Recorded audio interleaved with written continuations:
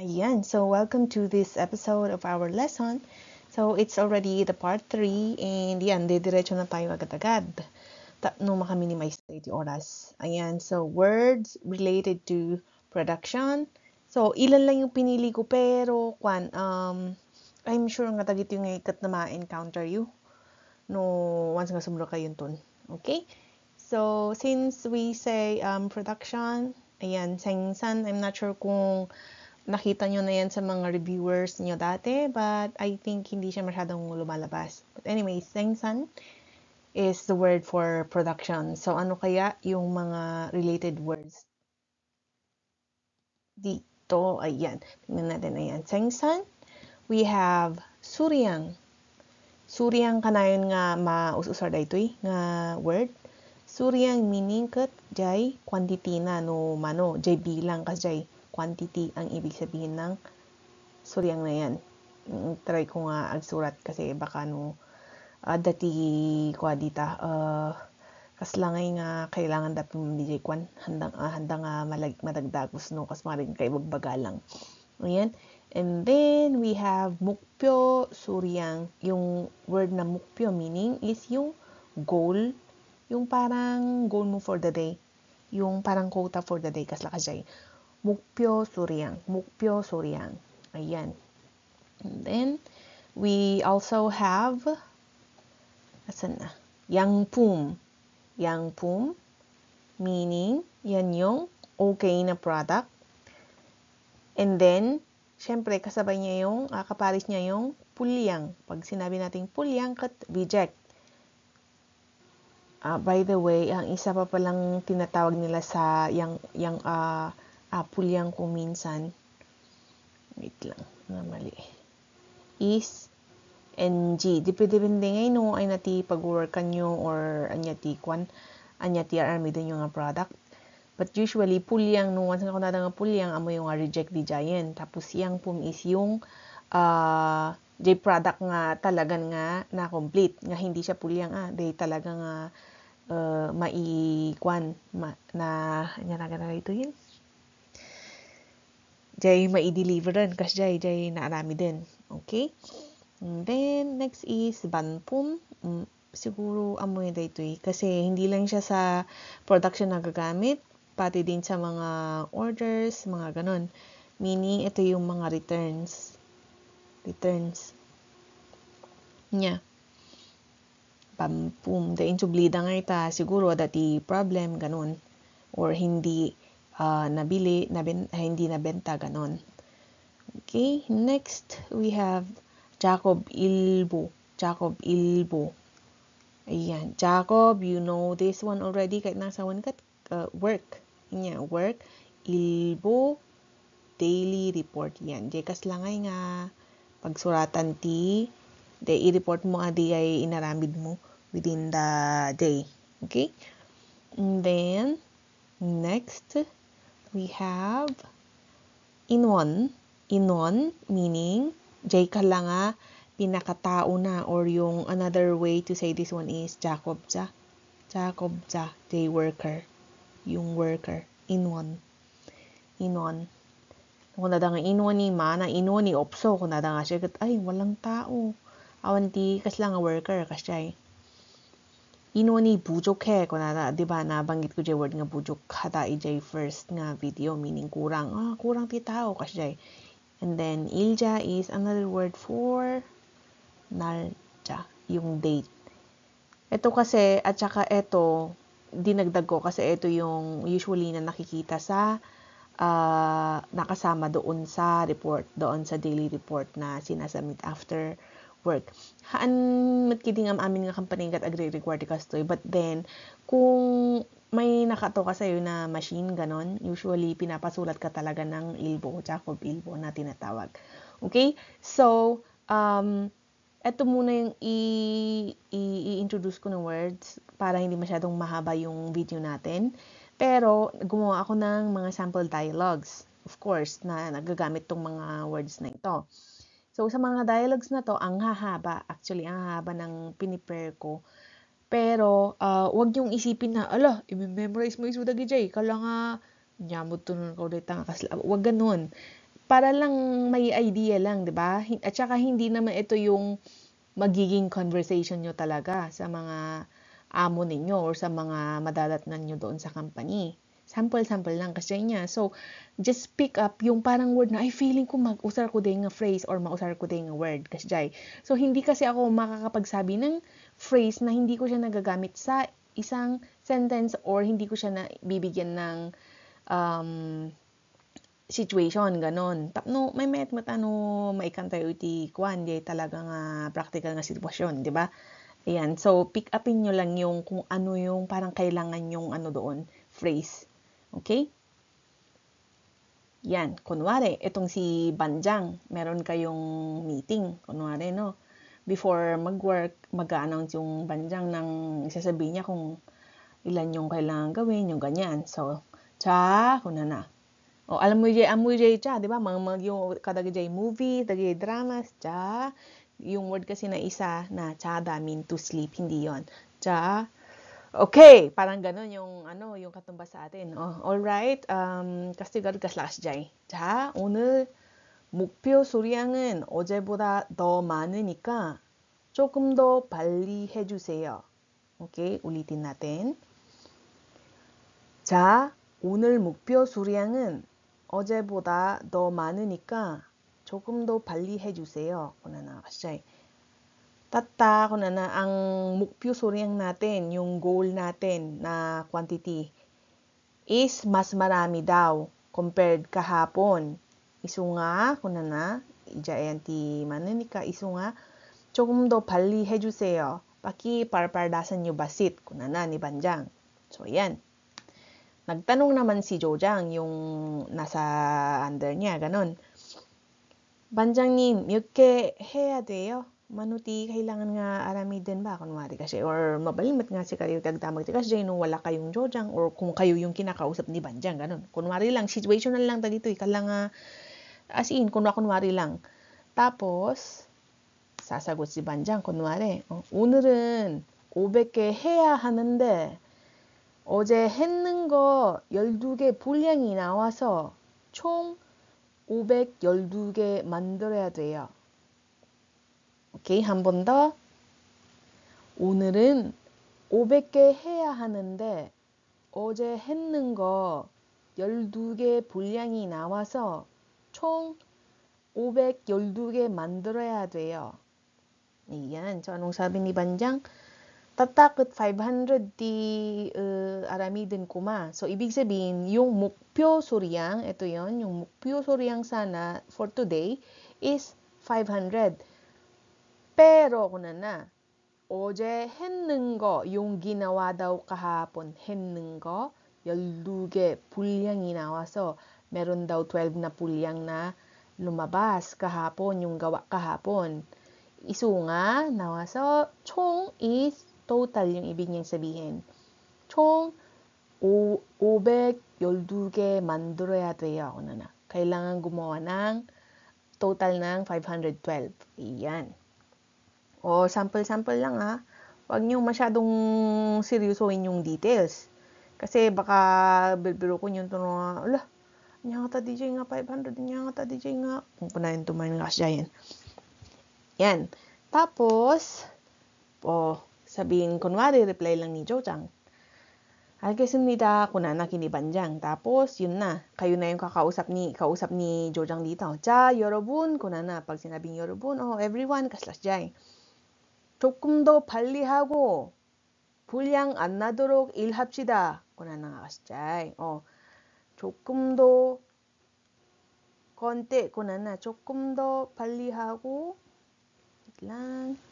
조금 더 빨리 하고, bilisan natin ng konti at, kunana, 분량 안 나도록 일합시다. mag-work tayo na kung maaari kapag naririnig nyo yung mga durok na ganyan. An hado록, depende kung anya di ay verb nga para ijay kwan nyo. Para ijay sentence para ijay noun nyo, kumbaga anya ba tida do mga example basta ada madagdagan ti durok na ngay ket parang as much as possible ganun yung ibig sabihin. Kung pwede nga ikat, haan nga agkaroon iti pulyang. Kasi 'di ba yung verb ng pulyang, I mean yung phrasal verb na kasama ng pulyang is nada kasi yun. Iso nga yun yung dinikitan ng durok. An nadurok ilhapsida ko na. Mag-work tayo na as much as possible hindi dapat magkaroon ng pulyang. Ganon. Okay? Bigyan ko na lang kayo ng example. An 늦도록, kunwari, an 늦도록. 안 늦도록 일찍 오세요. 일찍 오세요. Kumbaga, palagi kayo nga nalilate or meron kayong kailangan gawin ng maaga, ganun. Pwedeng ganito yung sabihin. 안 늦도록, yung 늦다 meaning is late, di ba? So, 안 늦도록 일찍 오세요. Agahan mo yung pagpunta nang para hindi ka malate, ganun. Okay? Next. Pagkatapos pa lang nag-usap ng ganito, or of course, mag-answer lang kayo ng, yeah, 알겠습니다, ganun. Kunwari, may meeting lang, At saka yun naman yung kahit na hindi natin naiintindihan, di ba? Kahit din ako, nung lahat tayo, manggagaling doon sa hindi pagkakaintindi. Yung, kunwari, mga mawawatan, yeah, 알겠습니다, kung kunayo lahat nga kasjayan, makidangdang kayo ti meeting. And then, next, another sample dialogue. Ayan, kunwari, ito naman, si Jojang, tatanungin ka niya, 여기 있는 거 뭐야? 불량이야? 양품이야? Ayan, so yung mga words na nabanggit natin kanina, pulyang, alam nyo na yan, reject, yangpum, yung okay na product. So, kunwari, meron siyang nakitang nakatabi doon sa gilid, dati ka lang ngayon paigid mo dyan, or dati na ikarga mga hindi naman dapat doon yung lalagyan. Sasabihin mo, pulyang이에요. Ako naman kasi no pulyang no 양품이에요 kasi. Siyempre, damagan naman apay nga inkarga mga dito kasi. But anyways, in this situation, kunwari pulyang이에요. Tapos, tatanong niya, 어디가 pulyang인데? Ayan, 어디가 pulyang인데? Yung 어디가 dyan, hindi sabihin na 어디가 yung pupuntang saan ka pupunta yung ganun. 어디가 yan yung yung subjective particle na dinidikit. 어디가 ay na di ay part nga pulyang tikas lang kahit nang sawan. Ay na ti pulyang na ba kuna na. So ikaw naman sabihin mo kung bakit mo tinanggal or bakit mo sinabing pulyang yon. So there are a lot of different reasons, situations kung bakit nagiging pulyang yung isang product. So, pagpasok nyo sa company, tingnan nyo mabuti yung product ninyo kung ano yung parang pwedeng part na maging pulyang doon. So, sa kunwari, nakita yung mga ganun pala yung product na ginagawa, ganun. Tapos, kat itira, ag-review kayo, ikas lang usar kayo translator nga, kasanungay no kas pangarigan aramidak DJ nga product nga ikat nagkaroon ti kastoy nagkaroon ti kastoy tapno amuyo no anya ti ikasat no yung nga ibaga, di ba? Anyways, mabaling magkidi nga ipakita yun lang kasi pero alam nyo yun, mas maganda yung dinidevelop nyo yung sarili nyo na matuto at malaman kung paano dapat sabihin kasi nga agpati angat kayo lang, wag kayong makontento nga action na lang, tudo, pakita kasjay. So, andyan na rin lang kayo, ba't hindi nyo pagawin yung best nyo, di ba? Kung pwede naman na aralin. Okay. Sample ng mga dahilan kung bakit nagiging pulyang ang mga products, no? Ito yung mga most common laang, depende mat ka din niya di product.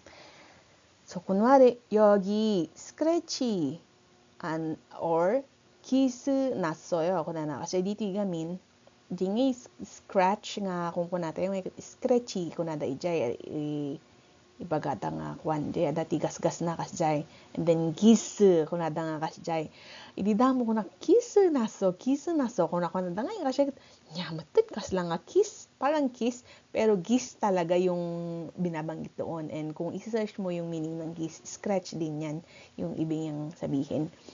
But a lot of people use this one, kiss nas어. kiss 났네. kunada kasi may gasgas kunada kasi Okay? So, yan yung, lalo na kung kunwari, car parts, yung car parts or mga electronic parts na hindi dapat magasgasan, ganun, mga pulyang agad-agad yun kapag may scratch. Ayan, so, dapat yung mga ganun, alam nyo nang sabihin, di ba? O, next, ano pang ibang reason? 여기 구멍이 있어요. Or, 구멍이 났어요. Pati yung word na naso pwedeng yung pwedeng gamitin sa gumong. Pag sinabing gumong, hole, butas. Kaso lang, kapag sinabi kasing gumong 있어요, may butas. Parang yung gawa na product, nakita mo na may butas na, ganun. Pero pag naso kasi yung gagamitin mo, parang may nag-cause, alam mo na may nag-cause nung butas niya.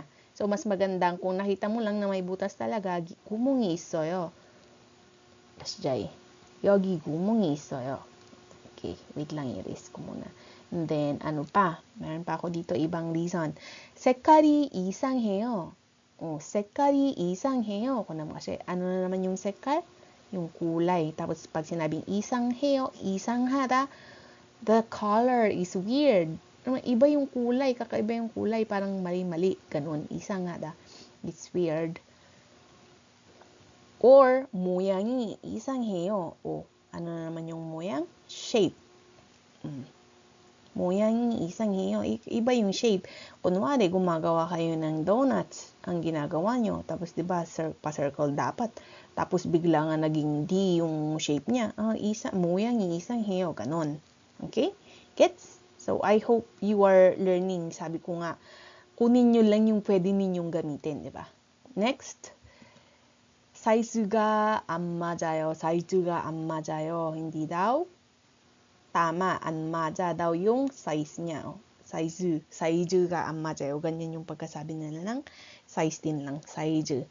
And then, 무게가 안 맞아요. Pwede ring, ano daw yung 안 맞아? 무게, pag sinabi nating 무게, yung weight niya, yung kilo niya, diyan kinadagsan na. Kurang tikilo na ka jay or nasobrahan tikilo na iso nga impaigid mo pa. Ta syempre kailangan nga bawasan or maybe yung product na yun is nakulangan ng may material na kulang ganon kaya mas magaan ganon. So pulyang talaga. Anyways, yun yung mga pwedeng ibang reason. Marami pa. Depende no ano niya product alamin niyo. Kung nagkarod you do your own research, you do your own pag andito na kayo. Kasi kayo lang naman yung makaka-experience nun eh. Kayo lang makakaalam ng word na kailangan nyo talagang aralin. Okay. Yan. So, another sample dialogue para naman sa Jacob Ilbo. Tingnan natin. Kunwari, si 조장, sasabihin niya, 일 마치고, Jacob, 일보 꼭 써야 돼. 어떻게 쓰는지 저 이모한테 가르쳐 달라고 해. Okay. 우리린 ko one more time. 일 마치고 작업 일보 꼭 써야 돼. 어떻게 쓰는지 저 이모한테 가르쳐 달라고 해. Okay, so sabi ni 조장 kunwari, ikaw yung kausap dito. 일 마치고, 마치다 another word for pag matapos yung work daw. Kapag matapos mo na yung work, Jacob Ilbo, yung daily report, 꼭 surely 써야 돼. Dapat sure na you must kasi you must fill out yung form ng Jacob Ilbo. Actually, form naman to, hindi naman siya yung parang blank paper na susulatan mo kung ganito ang nangyari. Parang diary, hindi naman ganon. Usually, form siya na meron ng mga nakasulat doon, tapos ililista mo lang, susulatan mo kung ano yung dapat sulatan na part, yung mga blank parts, ganon. Okay? 어떻게 쓰는지, kung paano sulatin, kunana, 저 이모한테, jay imo nga diay, kunana, 가르쳐 달라고 해. This one is a very important, na dapat naiintindihan nyo. Kasi, maraming beses nito maririnig. 달라고 해, meaning, parang i-request mo or hingin mo, ganon. 가르쳐 달라고, pag sinabing 가르쳐 달라고, paturo naman, ganon. 가르쳐 달라고 pag ano pa yung pwedeng verbs na kagagamitan nito. Actually, kung 달라고 lang yung yung word na nandyan, kunwari, 사모님한테 뭐 장갑 달라고 kasi dawat ka, parang humingi ka ng ng 장갑 kay 사모님, ganon. Okay, 월급 달라고 해. humihingin mo na yung sahod kay 사모님, parang ganon. Okay? So pag sinabing garucho 달라고 해, magpaturo ka kay imo daw kung paano sulatin yung Jacob Ilbo. Okay? Next is, kunwari, yung sasagot mo, ikaw na yung magtatanong kay imo. 이모님, 일본은 어떻게 적어요? Ayan. So, ginamit ko din yung word na jogo para maano kayo kasi baka mamaya hindi yung gagamitin, hindi yung word na ito yung gagamitin, kundi ito. 'Di ba? Magkapareho lang sila ng meaning. 쓰다 na right and then 적다 na right. But meron silang magkaibang meaning ulit. Kunwari, yung 적다 na yan, another meaning yan is few, konti, ganon. And then yung 쓰다 naman na isang meaning is bitter, di ba? Ganon yun. So, basta, maging familiar lang kayo sa mga homonyms nila. And then, ay, tama ba yung term ko? Homonyms? Tama, I guess. Yung words with the same spelling but different in meaning. Ayan. Parang sa atin lang. Ay, parang hindi homonyms yun. But anyways, ganun. Paki-correct na lang kung naalala niyo doon sa comment niya. Kasi ang kun nga ma-edit, we already, ang ng video natin, ang haba na. Okay, and then, ito yung pwedeng isagot ni Imo. O yan. So, tingnan nyo lang yung words ulit na kakailanganin, Kunwari, ituturo sa inyo ni Imo kung paano sulatin. 먼저, first, kuna na. Hindi tama yung color ko. Ayan. 먼저, 여기 오늘 날짜 좋고, kuna na siguro, ijay kuha nga di ay, ijay form nga di jay, kat dati nakasurat nga ilja, kasi ijay nga to. ilja meaning, 여기, kuna na, 날짜 좋고, isulat mo daw dito yung 날짜 ngayon. Yung date ngayon. 그 다음에 분명 자리는, ayan, meron akong hindi na sulat kanina dun sa harap. 분명, usually ito yung mauna or nandito yung sure yan na nasa loob ng Jacob Ilbo. 분명 meaning 제품 tapos 명 is hanja, I think. Siya, parang Chinese character siya ng name, meaning 명. So nga, no makita yun to di ay another word for i름 is 서명, kuna nakakasta. Okay? So, 명 is i름. So, yung 제품 dito yung pum dito nanggaling sa word na 제품, meaning product, diba? Ayan. So, 분명, product. Na ang gulo-gulo na. Anyways, I hope you can follow pa rin. 분명 자리는, pag sinabi kong 자리, yung sa pwesto daw ng 분명, meaning dito sa blank daw na ito, sa may 분명, 우리 했는 제품 뭔지 좋고, 뭔지 meaning kung ano yung product na ginawa natin. Yung pangalan daw. Kung ano daw yung product na ginawa ninyo, isulat dito. Kasi syempre, ang bawat company, merong mga iba-ibang product na ginagawa. Hindi lang siya iisa. Kunwari, kahit na, kunwari, tinapay, ganon yung ginagawa ng product, ng company ninyo. Pero, syempre, yung tinapay na yun, hindi naman iisang klase yan, Imposible namang iisa lang.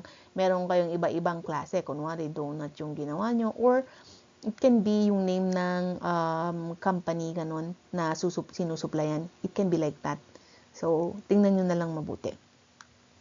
So, sabi, 그 다음에 분명 자리는 우리 했는 제품 뭔지 적고 isulat mo kung ano yung product na ginawa natin. 그 옆에는 수량 몇 개 했는지 적어. Tapos dito daw sa 옆에 niya, sa tabi niya, kunwari lang andito yung side, 수량 몇 개 했는지 적어. Kuna na. So, ibig sabihin, baka andito yung word na suryang, ganun. Kung ilan yung ginawa ninyo, isulat mo daw. Okay? Ang dumi na. So, ano yung pwede mong isagot? Kunwari, may question ka pa or meron ka pang gustong itanong kay imo. Kagaya ng, 여기 인원은 뭐예요? Kunwari, ay, dinilit ko na yung ano. Kunwari, may nakasulat pa dyan na 인원. 여기 인원은 뭐예요? Ano tong inwon na to? Kunwari, katammungan mo. Damagam, no? Anya, di jay, ano kayang sagot? 거기는, dyan. 작업자 이름 적어야 돼. 작업자 이름 적어야 돼. 작업자 is yung worker. Ni i름 적어. Isulat mo yung pangalan mo. Sabi niya. Ayan. So, kung yung pangalan mo is Abby, ayan, Abby, sulat. Okay? Ganun lang. Ayan. So, hanggang dito muna. Thank you for watching. Sa next video ulit, mas dagdagan ko ng iba pang vocabs. Bye!